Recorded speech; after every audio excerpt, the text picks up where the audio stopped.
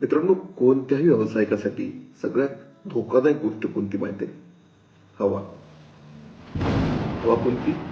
जी डोक्यात जाते. सगळं काही चांगलं चालू असतं. कुणीतरी म्हणतं काय उद्योजक, आणि ती हवा डोक्यात गेली.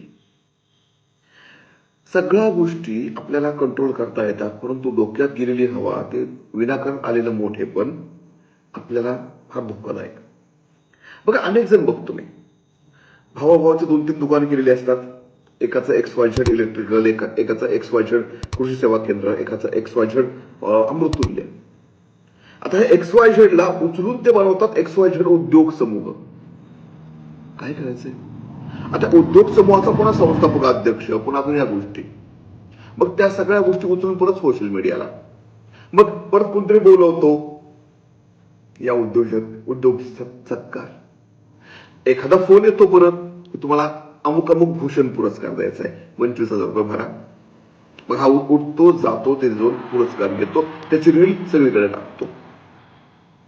आपले कामाचे काम करायचे सोडून बिनकामाच्या गोष्टी इतक्या करायला लागतो, आणि मग पुन्हा शेवटी प्रॉफिट अँड लॉस स्टेटमेंट बघत असताना दिसायला लागतं की अरे प्रॉफिट कमी झालाय, लॉस वाढलाय. या सगळ्या गोष्टी का होतात? तर आपल्या डोक्यात गेलेल्या हवेमुळे. तर त्यामुळे कळकळीची विनंती आहे की बाकी सगळ्या गोष्टी करा, म्हणत नाही करू नका. हे जे विनाकारण मोठेपण जे डोक्यात जातंय की नाही, ते बंद करा.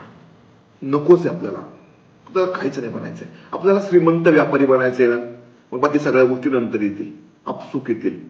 पैसे कमवायच्या अगोदर आलेलं मोठेपण घातक नेहमी करतात.